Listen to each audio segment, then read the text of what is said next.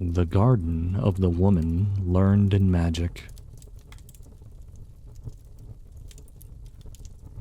But how was little Gerda getting on all this long time since Kay left her? Where could he be? Nobody knew. Nobody could say anything about him. All that the other boys knew was that they had seen him tie his little sledge to a splendid big one which drove away down the street and out of the town gates. Nobody knew where he was, and many tears were shed. Little Gerda cried long and bitterly. At last, people said he was dead. He must have fallen into the river which ran close by the town. Oh, what a long, dark winter days those were. At last, the spring came and the sunshine. Kay is dead and gone, said little Gerda. I don't believe it, said the sunshine. He is dead and gone, she said to the swallows. We don't believe it, said the swallows. And at last, little Gerda did not believe it either. I will put on my new red shoes, she said one morning. Those Kay never saw. And then I will go down to the river and ask it about him. It was very early in the morning. She kissed the old grandmother, who was still asleep, put on the red shoes, and went quite alone out by the gate to the river. Is it true that if you have taken my little playfellow? I will give you my red shoes if you will bring him back to me again. She thought the little ripples nodded in such a curious way, so she took off her red shoes, her most cherished possessions, and threw them both into the river. They fell close by the shore, and were carried straight back to her by the little wavelets. It seemed as if the river would not accept her offering, as it had not taken little Kay. She only thought she had not thrown them far enough, so she climbed into a boat which lay among the rushes. Then she went right out to the further end of it, and threw the shoes into the water again. But the boat was loose, and her movement started it off, and it floated away from the shore. She felt it moving and tried to get out, but before she reached the other end of the boat, the boat was more than a yard from the shore, and was floating away quite quickly. Little Gerda was terribly frightened, and began to cry, but nobody heard her except the sparrows, and they could not carry her ashore. But they flew along, twittering, as if to cheer her. We are here, we are here. The boat floated rapidly away with the current. Little Gerda sat quite still, with only her stockings on. Her little red shoes floated behind, but they could not catch up with the boat, which drifted away faster and faster.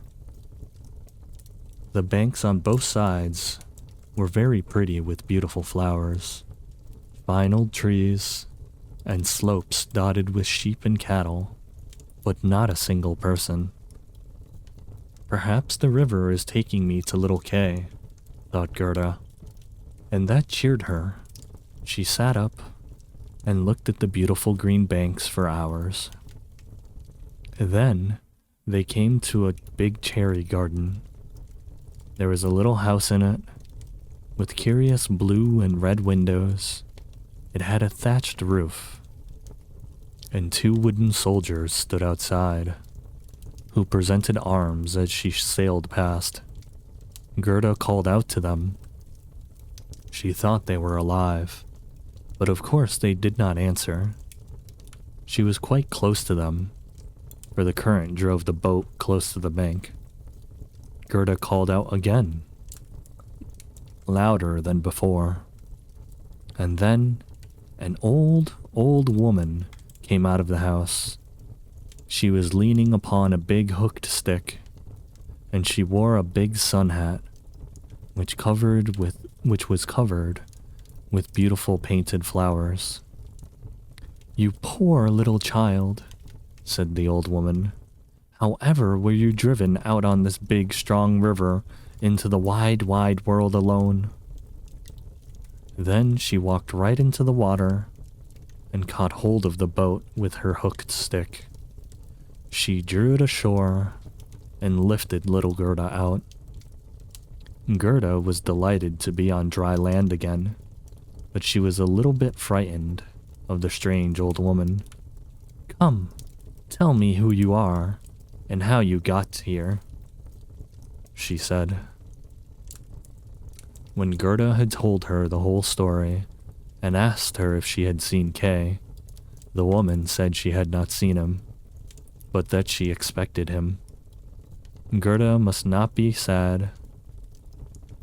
She was to come and taste her cherries and see her flowers, which were more beautiful than any picture book. Each one had a story to tell. Then she took Gerda by the hand.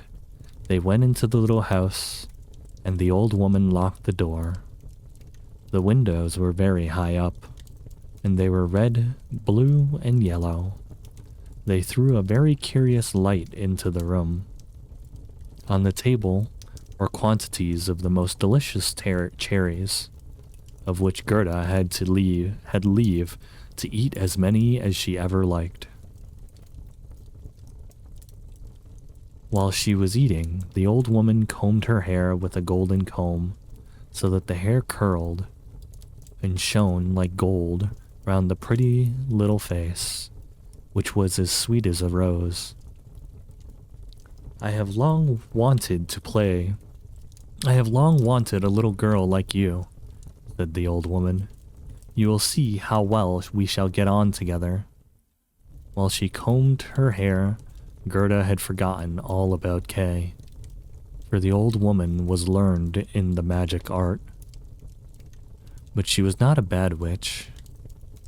She only cast spells over people for a little amusement, and she wanted to keep Gerda. She therefore went into the garden and waved her hook stick over all the rose bushes, and however beautifully they were flowering, all sank down into the rich black earth without leaving a trace behind them. The old woman was very afraid that if Gerda saw the roses, she would be reminded of Kay and would want to run away. Then she took Gerda into the flower garden. What a delicious scent there was! And every imaginable flower for every season was in that lovely garden. No picture book could be brighter or more beautiful. Gerda jumped for joy and played till the sun went down behind the tall cherry trees. Then she was put into a lovely bed with rose-colored silken coverings stuffed with violets. She slept and dreamt as lovely dreams as any queen on her wedding day. The next day, she played with the flowers in the garden again, and many days passed in the same way. Gerda knew every flower, but however many there were, she always thought there was one missing. But which it was, she did not know.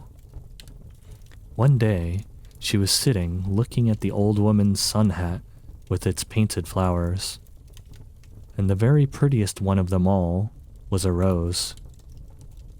The old woman had forgotten her hat when she charmed the others away. This is the consequence of being absent-minded. "What?" said Gerda. "Are there no roses here?" And she sprang in among the flower beds and sought, but in vain. Her hot tears fell on the very places where the roses used to be. When the warm drops moistened the earth, the rose trees shot up again, just as full of bloom as when they sank. Gerda embraced the roses and kissed them, and then she thought of the lovely roses at home, and this brought the thought of little Kay. "Oh, how long I've been delayed," said the little girl. "I ought to have been looking for Kay. Don't you know where he is?" she asked the roses. "Do you think he's dead and gone?" "He is not dead," said the roses, "for we have been down underground, you know, and all the dead people are there, but Kay is not among them." "Oh, thank you," said little Gerda, and then she went to the other flowers and looked into their cups and said, "Do you know where Kay is?" But each flower stood in the sun and dreamt its own dreams. Little Gerda heard many of these, but never anything about Kay. And what said the tiger lilies? "Do you hear the drum? Rub-a-dub. It only has 2 notes, rub-a-dub, always the same. The wailing of women and the cry of the preacher.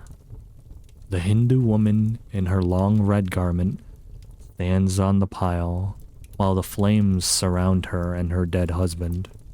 But the woman is only thinking of the living man in the circle around, whose eyes burn with a fiercer fire than that of the flames which consume the body. Do the flames of the heart die in the fire?" "I understand nothing about that," said little Gerda. "That is my story," said the tiger lily. "And what does the convolvulus say?" "An old castle is perched high over a narrow mountain path. It is closely covered with ivy, almost hiding the old red walls, and creeping up leaf upon leaf, right around the balcony where stands a beautiful maiden. She bends over the balustrade and looks eagerly up the road. No rose on its stem is fresher than she. No apple blossom wafted in the wind moves more lightly. Her silken robes rustle softly as she bends over and says, 'Will he ever come?'" "Is it Kay you mean?" Gerda asked. "I am only talking about my own story, my dream," said the convolvulus. "And what said the little snowdrop?" "Between 2 trees a rope with a board is hanging. It is a swing. 2 pretty little girls in snowy frocks and green ribbons fluttering on their hats are seated on it. Their brother, who is bigger than they are, stands up behind them. He has his arms round the ropes for supports, and holds in one hand a little bowl and in the other a clay pipe. He is blowing soap bubbles. As the swing moves, the bubbles fly upwards in all their changing colors. The last one hangs from the pipe swayed by the wind, and the swing goes on. A little black dog runs up. He is almost as light as the bubbles. He stands up on his hind legs and wants to be taken into the swing, but it does not stop. The little dog falls with an angry bark. They jeer at it. The bubbles burst. The bubble bursts. The swinging plank, a fluttering foam picture. That is my story. I dare say what you tell me is very pretty, but you speak so sadly, and you never mention little Kay. What says the hyacinth? They were 3 beautiful sisters, almost delicate and quite transparent. One wore a crimson robe, the other a blue, and the third was pure white. These 3 danced hand in hand by the edge of the lake in the moonlight. They were human beings, not fairies of the wood. The fragrant air attracted them, and they vanished into the wood. Here the fragrance was stronger still. 3 coffins glide out of the wood towards the lake. and in them lie the maidens. The fireflies flutter lightly around them, with their little flickering torches. Do these dancing maidens sleep, or are they dead? The scent of the flower says that they are corpses. The evening bell tolls their knell. You make me quite sad, said little Gerda. Your perfume is so strong, it makes me think of those dead maidens. Oh, is little Kay really dead?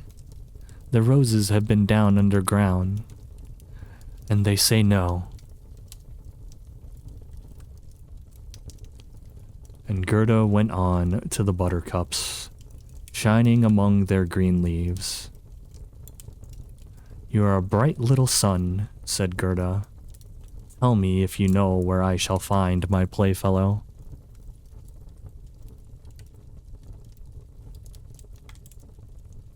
The buttercup shone brightly and returned Gerda's glance. What song could the buttercup sing? It would not be about Kay. God's bright sun shone into a little court on the first day of spring. The little sunbeams stole down the neighboring white wall, close to which bloomed the first flower of the season. It shone like burnished gold in the sun. An old woman had brought her armchair out into the sun. Her granddaughter, a poor and pretty little maidservant, had come to pay her a short visit, and she kissed her. There was gold, heart's gold in the kiss, gold on the lips, gold on the ground, and gold above in the early morning beams. Now that is my little story, said the buttercup. Oh, my poor old grandmother, said Gerda. She will be longing to see me, and grieving about me, as she did about Kay. But I shall go home again soon, and take Kay with me. It is useless for me to ask the flowers about him.